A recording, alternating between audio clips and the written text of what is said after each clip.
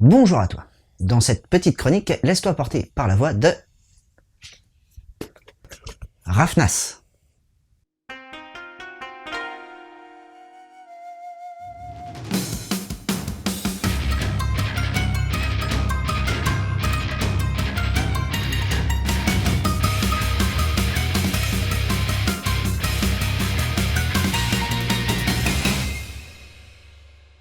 Bienvenue sur la planète Rafnas, une planète qui a été colonisée par l'espèce humaine il y a bien des années et qui n'est soumise qu'à une très faible gravité. À cause de son atmosphère différente, les hommes ont évolué et peuvent maintenant flotter dans les airs. Sympa comme évolution. Allez, maintenant que le décor est planté, on va pouvoir s'intéresser à nos deux personnages principaux. D'un côté, on a Raggy, un des rares humains dits originels et dont la gravité a encore une emprise normale sur lui. Et d'un autre côté, on a la belle Lima, qui a pour métier de surveiller les courants aériens. Et au passage, elle possède un champ de force inouï. Ah oui, j'ai oublié de te préciser au passage, mais l'évolution de l'être humain sur Rafnas l'a doté d'un champ de force autour de lui, plus ou moins fort selon les personnes. Et comme je t'ai dit précédemment pour Lima, vaut mieux pas trop l'approcher. À voir comme ça, on peut dire que tout les oppose. Mais bon, ça n'a pas empêché Raggy de s'enticher de Lima, mais vu qu'elle est plutôt du genre asocial, c'est pas gagné pour lui. Malgré leurs différences, ils vont devoir s'unir pour sauver l'espèce humaine, rien que ça, car un des courants rocheux est devenu incontrôlable.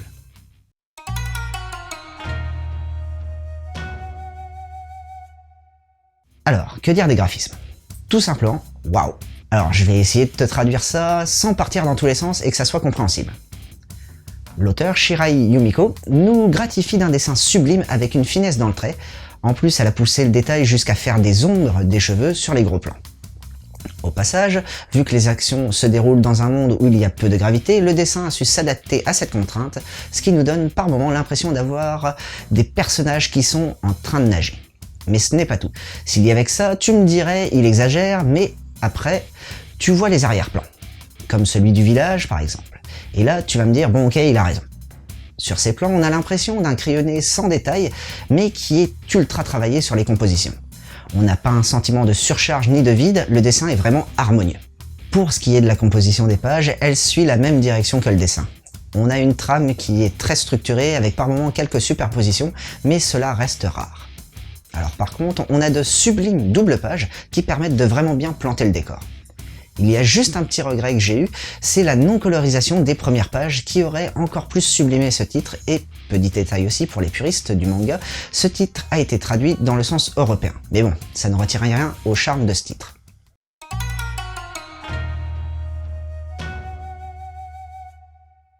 Alors, Shirai Yumiko n'est pas encore très connue en France, et c'est bien dommage je trouve, car elle a reçu en 2007 le prix de l'excellence Japan Media Arts Festival, catégorie manga, pour son titre Tenkensai. En 2010, c'est avec son titre Worms qu'elle reçoit le prix spécial du jury dans ce même festival. Avec ce même titre, elle rafle aussi en 2016 le grand prix du Japan Science Fiction Award. Bon, tu vois le topo, on est quand même sur une grosse pointure. D'ailleurs, Rafnas a remporté en 2015 le prix spécial du jury au Japan Media Arts Festival.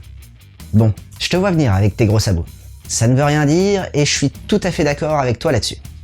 Mais bon, lis Rafnas et tu comprendras que c'est justifié. Bon, si tu aimes quand ça part dans tous les sens, c'est vrai qu'avec ce titre, tu ne vas pas trouver ton compte, mais si tu cherches un peu de poésie sur fond de science-fiction, c'est la série qu'il te faut. Dans ce premier tome, on a tout le scénario qui se met en place progressivement et tout semble fluide, sans raccourci. Et c'est ça qui est bien, car vu que la série est en 2 tomes finis, on aurait pu avoir cette impression, mais pas là. De plus, l'auteur a mis en place des coutumes propres à ce monde, comme les fêtes des fleurs. Elle a su bâtir tout un univers de science-fiction très complexe, mais avec des explications simples.